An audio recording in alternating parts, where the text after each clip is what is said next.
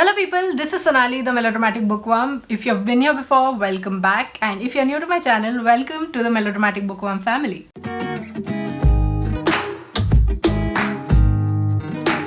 I'm here today with the Social Dilemma tag. I was tagged to do this by Kaylin May. Thank you, Kaylin, for the tag. This tag was created by Kaylin herself. I leave the link to her video and her channel here as well as in the description box below.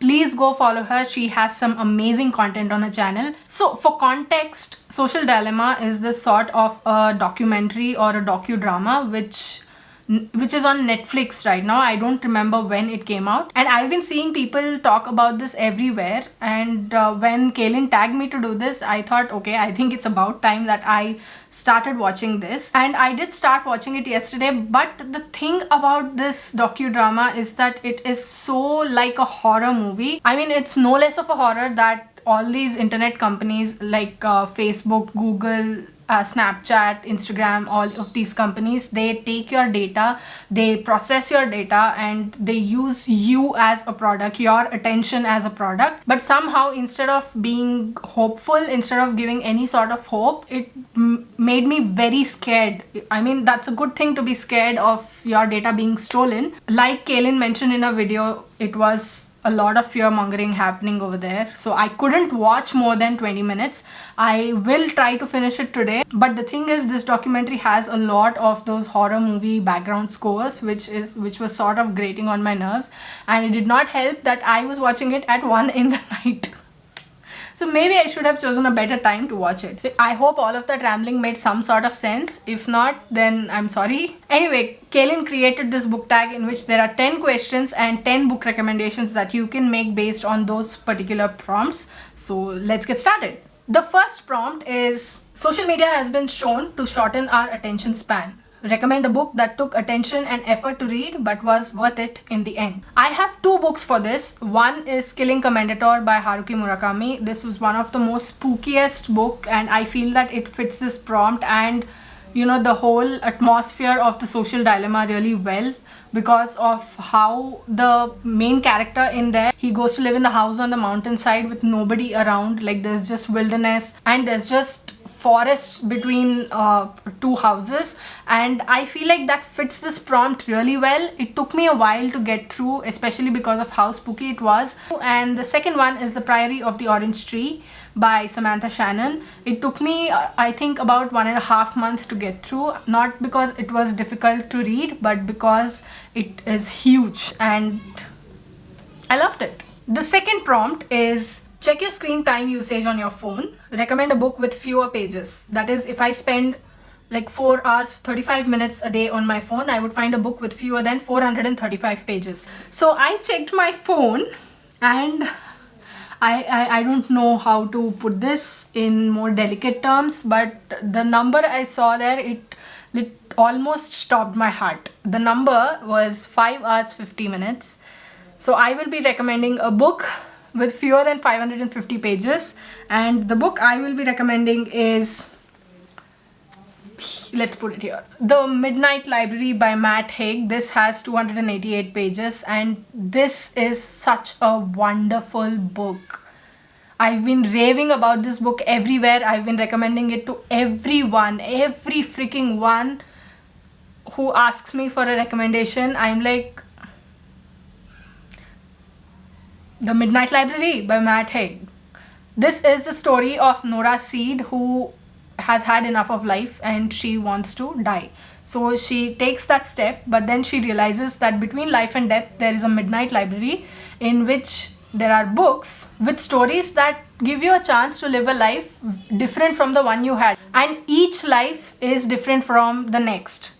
Each book is different from the next, and there are like infinite number of books on there, and Nora discovers so much in her journey, and this made me cry. I bawled, and I can't even begin to explain how much this book means to me and how much the concept of not giving up, this drilled into my brain, and it's given me confidence. It's just I'm just choking up talking about this book, but it's an important book. Please read this. Prompt number 3. The Social Dilemma interviewed mainly white dude tech bros, which was true. In the first 20 or so minutes, I was like, so this recommendation is recommend a book not written by a white man. But for this, I could go on and on and on and on and on for ages. So the books I'm going to recommend to you, I won't talk much about these, but I'll just give you a list. They're amazing. It's the first one.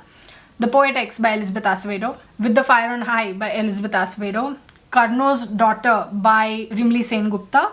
The Palace of Illusions by Chitra Banerjee Devakaruni. This is a Hindu mythological retelling. No, Hindu mythological fiction, not retelling. Fierce Fairy Tales by Nikita Gill, or any Nikita Gill book for that matter. And then there is The Hate You Give by Angie Thomas. Persepolis by Marjane Satrapi. This is a graphic novel set in Iran, and it's wonderful and heartbreaking and hopeful. You must read it. When I Hit You by Meena Kandasamy. Heartbreaking. Love it. Please read it. And then the non-fiction books by Chimamanda Ngozi Adichie. We should all be feminists, and Dear Ijawale, or a feminist manifesto in 15 suggestions. They are amazing. Please try to give all these books a chance. Please read them. Prompt number 4. One thing the docudrama made overly abundantly clear was some of the links between social media usage and mental illness. Recommend a book that centers a discussion of mental health. And for that, I have Reasons to Stay Alive by Matt Haig. This is not only a book that talks about mental health. It does not only give you reasons to stay alive. It also talks about Matt Haig's own experience with, grappling with mental health issues, and how he came back from that brink, and how he's made a life that he is so proud of, that he would not give up on. And it's one of the most amazing books ever, especially for mental health issues. He makes so many good points, I don't know how else to put this, but this is a book that everybody must read. It's simple to read, and you'll love it. And you know what? There's another book that talks about this whole being plugged into social media, being plugged into the internet thing, but not about the details that are gone into in The Social Dilemma. It's about how our hands itch when we are away from our phones or something. Notes on a Nervous Planet by Matt Haig. This talks about this particular issue, about how people are so addicted to social media, the urge to be connected, and how if you unplug once in a while, it's going to be beneficial to us. And it's an amazing book. Look at the number of tabs I've made on this. Prompt number 5. Spending too much time plugged into a digital world can make it harder to be present in the real world. Recommend a book with lush descriptions of nature. And for that, I have an amazing book, and that is A Walk in the Woods by Bill Bryson. Bill Bryson is witty, he's funny, and he describes nature like no other. You are transported to that place even if you are not from that particular place. And I love that about his writing. His books are informative, and they are closer to nature, and you will identify with his descriptions. And I don't know if that makes any sense, but yes, for this, A Walk in the Woods is one book that you should never miss if you want to feel closer to nature as you are living in this box structure called a city. Even if you are not living in a box structure, then I think you will find more identification in that book. So please go ahead and read it. Prompt number 6. The Social Dilemma scratched the surface of the issue of fake news on social media sites.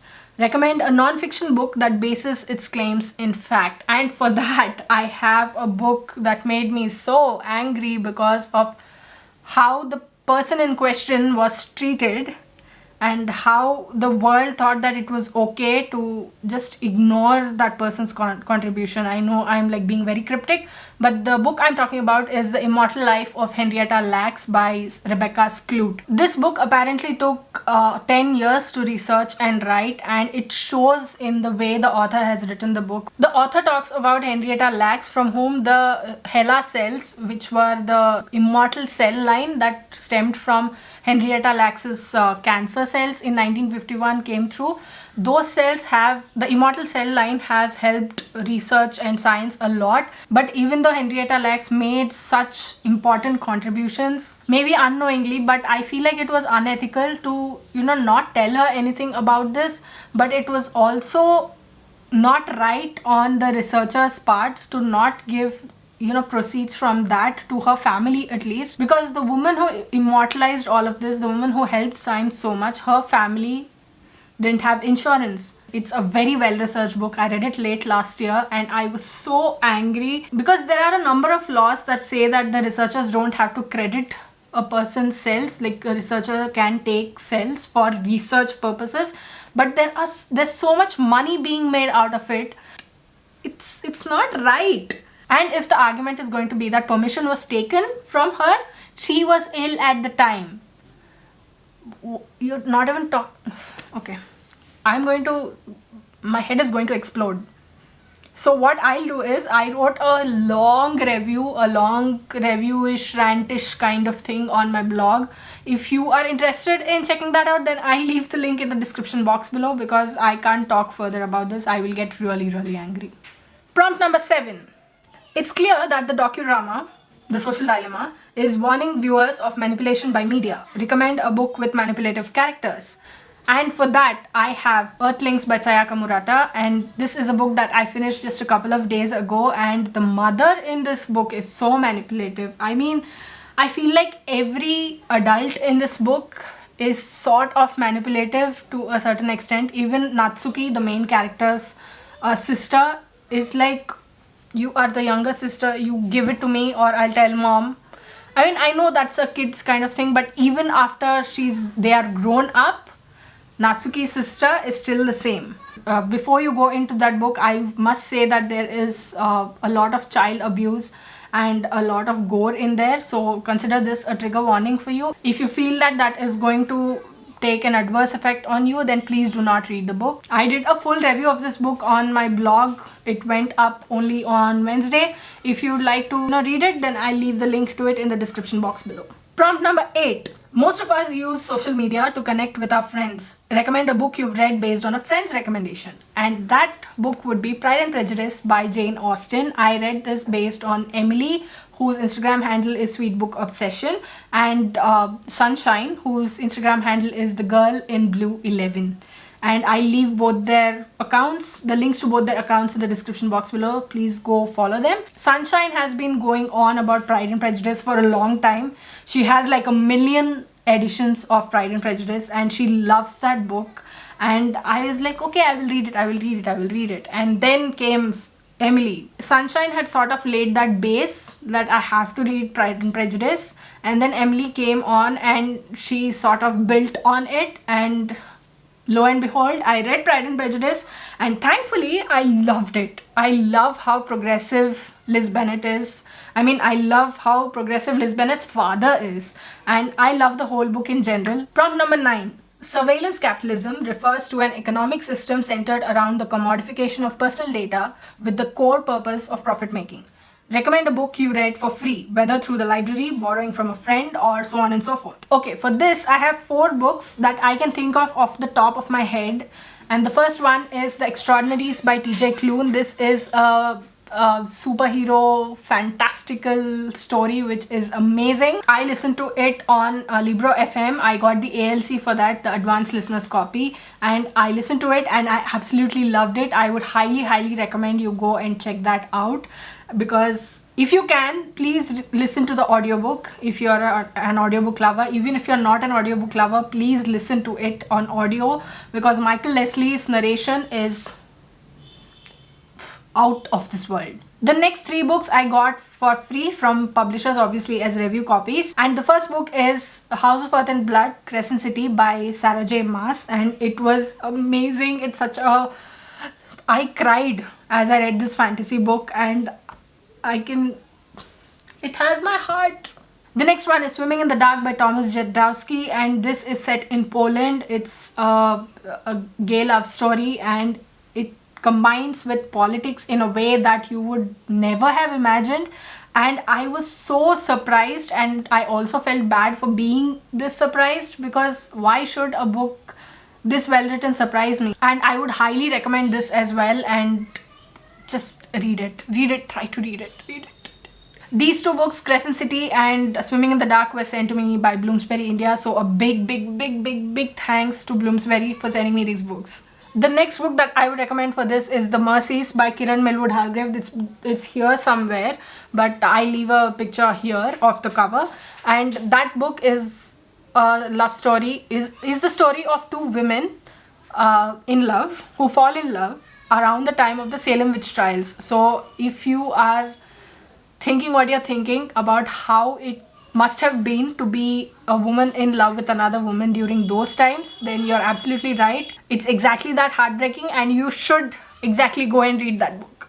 The last prompt is, many tech firms are based in California. Recommend a novel by a Californian author or that takes place in California. See, the thing is, I have looked through a lot of Californian author lists, but I have not read any of those authors, although I have John Steinbeck on my TBR. But other than that, I can't recommend any such author to you.